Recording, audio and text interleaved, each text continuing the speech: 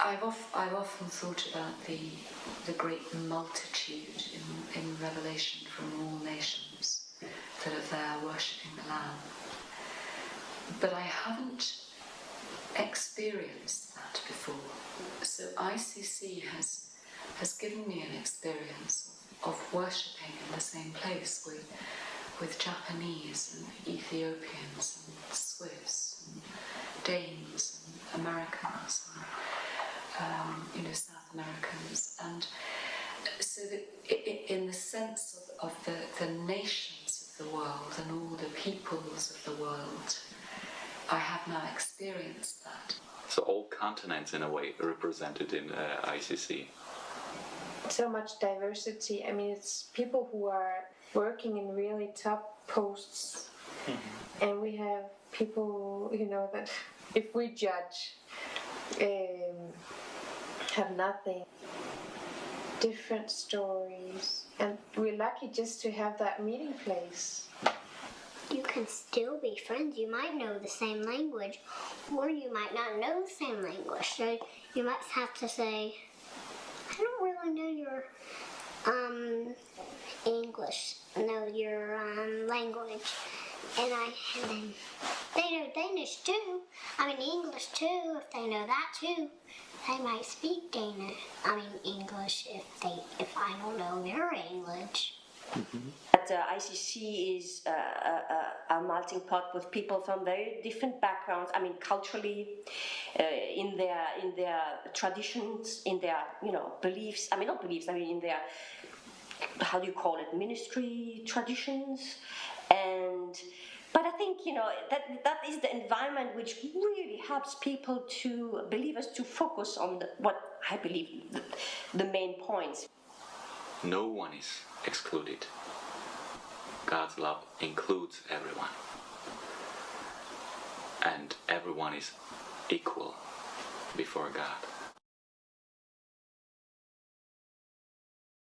Ecumenical is not sort of a rejection of previous denominational ideas as much as it is a kind of getting back to the heart of the gospel.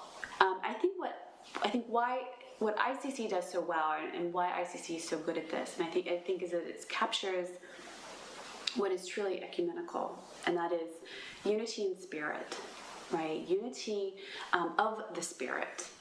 Because this international church has taught me to be free in any kind of church and Christian, because then you go back to Jesus, and then when you know that we are one in Jesus, and they say, but Jesus never said that you are Catholic, Protestant, Orthodox.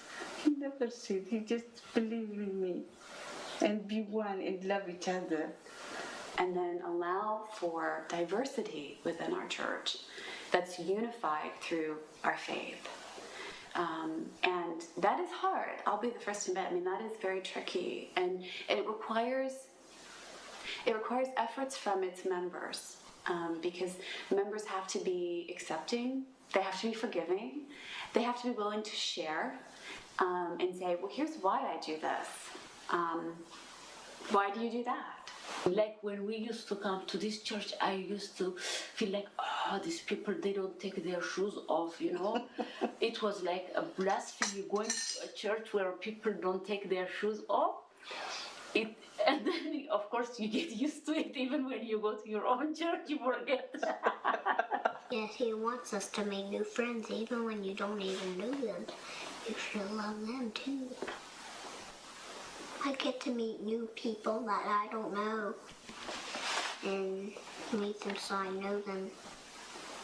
Remember the lady who made cake? Yes. What was her name? Miss Susan? Yeah, that's who she was. Yeah. And just the fact that we had those dinners for 6 in the last year, which means, you meet, the same group of people every, maybe 4 times for 4 dinners and so on.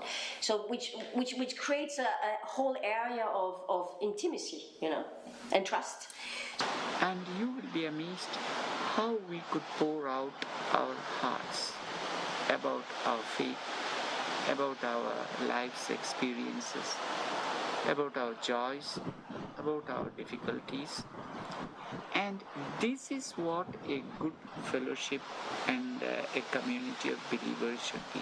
And telling about our culture and the Orthodox Church, and I feel so happy and blessed because even though we are not from the same country, from the same church, but when we sit together and to open the same book, the Bible, and discuss, then we are one.